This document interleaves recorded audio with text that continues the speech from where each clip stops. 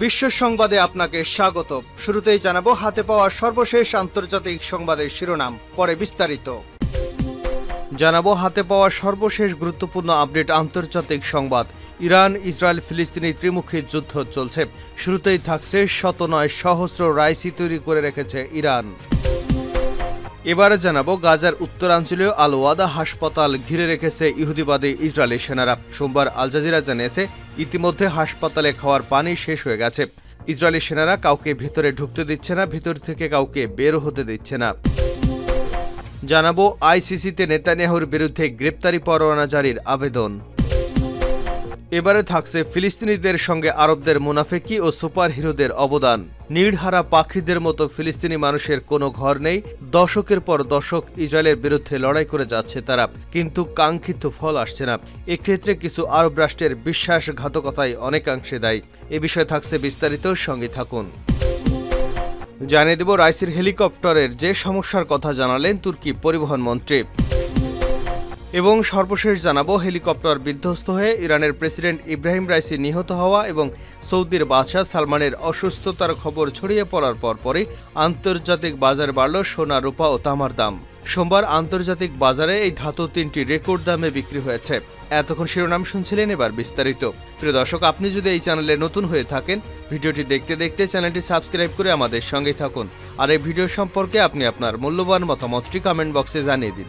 আর হ্যাঁ প্রিয় দর্শক, জানিয়ে দিন ভিডিওটি কোথা থেকে দেখছেন। শত নয় সহস্র রাইসি তৈরি করে রেখেছে ইরান। ইরানের প্রেসিডেন্ট ইব্রাহিম রাইসি সহ দেশটির শীর্ষস্থানীয় কয়েকজন কর্মকর্তা নিহত হওয়ায় এই দুর্ঘটনাকে কেন্দ্র করে গোটা বিশ্ব দুই ভাগে বিভক্ত হয়ে পড়েছে।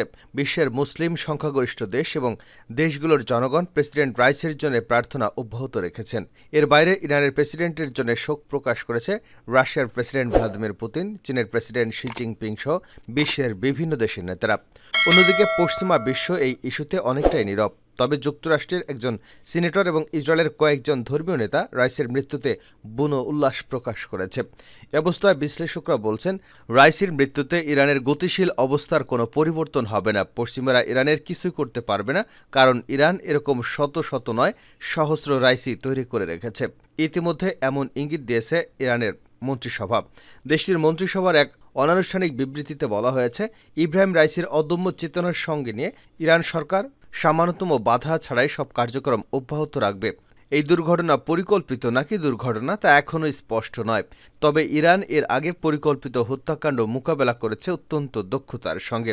উদাহরণস্বরূপ বলা যায় দেশটির প্রতিরোধ সংগ্রামের প্রতীক জেনারেল কাসেম সুলাইমানির কথা। আধুনিক ইরানে, বিশেষ করে দেশটির ইসলামী বিপ্লব পরবর্তী ইতিহাসে কাসেম সুলাইমানি এক প্রেরণার নাম। অনেকের কাছেই তিনি প্রতিরোধ সংগ্রামের প্রতীক। 2020 সালের 3রা জানুয়ারি ভোরে বিশ্ববাসী জানতে পারে ইরানের সবচেয়ে জনপ্রিয় জেনারেল এবং দেশটির বিপ্লবী বাহিনীর কুচ ফোর্স কমান্ডার কাসেম সুলাইমানিকে হত্যা করা হয়েছে। এরপর ইরাকে অবস্থিত মার্কিন সেনাঘাঁটিতে সরাসরি হামলা চালায় তেহরান। তবুও ইরানকে দমাতে পারেনি যুক্তরাষ্ট্র ও ইসরায়েল। দুঃসময় ইরানের পাশে দাঁড়িয়েছে দেশটির বন্ধুরাষ্ট্রগুলো। এ তালিকায় রয়েছে তুরস্ক, রাশিয়া, চীন, পাকিস্তান, ভেনেজুয়েলা সহ আরও অনেক দেশ।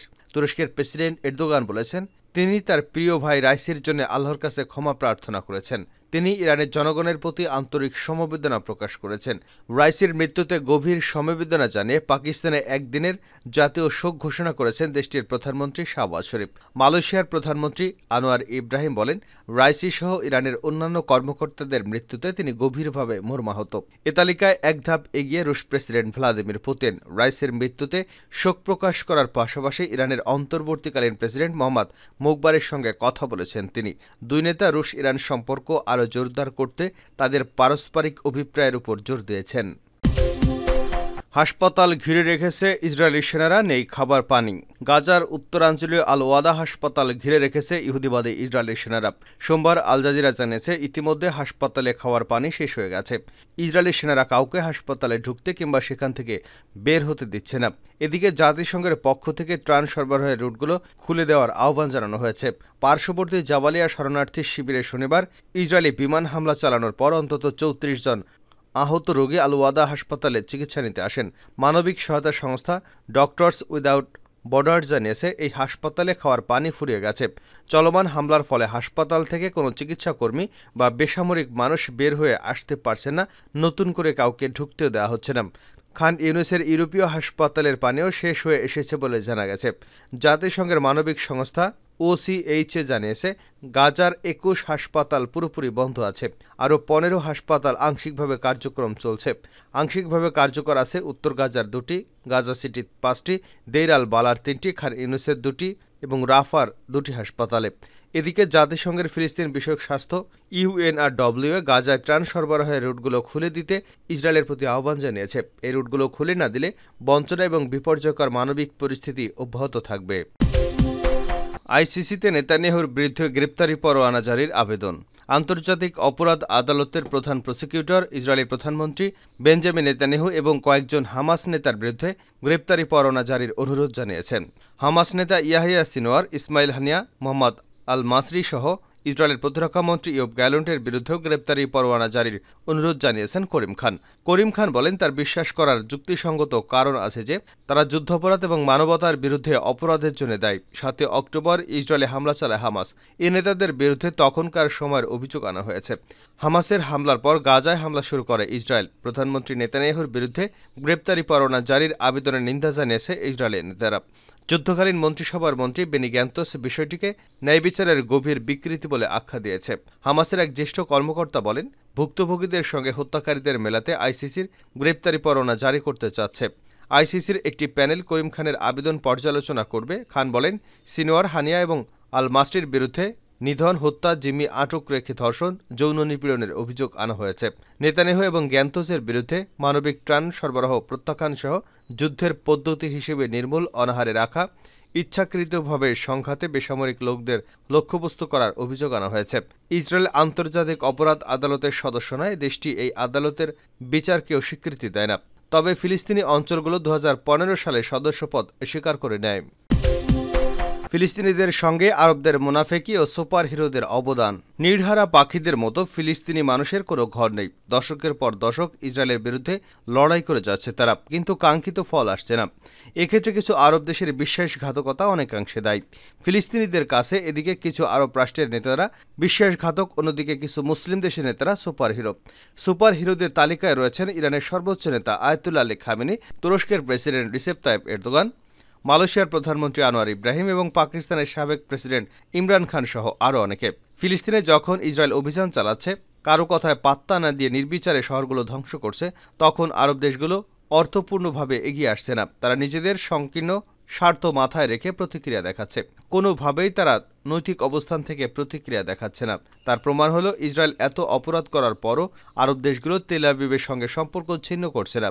আরব দেশগুলো এই আচরণের দুটি কারণ রয়েছে। প্রধান কারণ, আরব নেতারা ইসরায়েলের সামরিক ক্ষমতাকে ভয় পান। বিশেষ করে ইসরায়েল কার্যত একটি পারমাণবিক শক্তিধর দেশ হয়, তাদের ভয়টা বেশি। দ্বিতীয় কারণ হলো, এই শাসকেরা কোনোভাবেই পশ্চিমা শক্তিগুলোকে খেপিয়ে তুলতে চায় না। এই শাসকেরা ভালো করেই বুঝতে পারেন ইসরায়েল এবং পশ্চিমাদের একটি সাম্রাজ্যবাদী সহচর।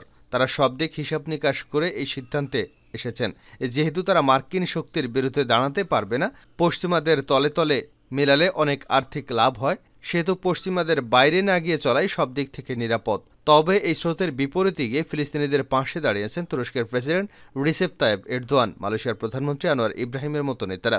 গাজার যুদ্ধকে কেন্দ্র করে তুরস্ক ইসরায়েলের উপর সর্বাত্মক বাণিজ্য অবরোধ আরোপ করেছে। এরদোগান সরকার সাফ জানিয়ে দিয়েছে, ইসরায়েলের গাজায় ত্রাণ পৌঁছানোর অনুমতি না দেওয়া পর্যন্ত নিষেধাজ্ঞা অব্যাহত থাকবে।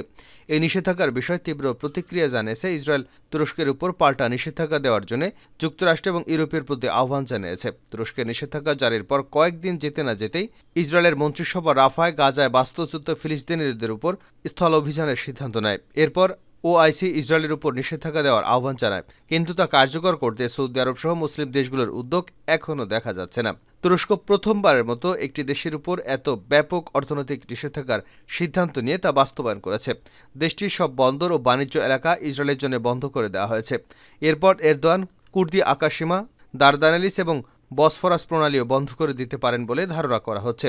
এই পদক্ষেপ বাস্তবায়ন করলে ইসরায়েলের জন্য একটি ঐতিহাসিক প্রশ্নের সূচনা এবং অস্তিত্বগত সংকট সৃষ্টি হবে। শুধু তাই নয়, এরদোগান আন্তর্জাতিক অঙ্গনে ফিলিস্তিনিদের পক্ষে অবস্থান রাখার পাশাপাশি হাজার হাজার হামাস যোদ্ধাকে তুরস্কে চিকিৎসার ব্যবস্থা করে দিয়েছেন।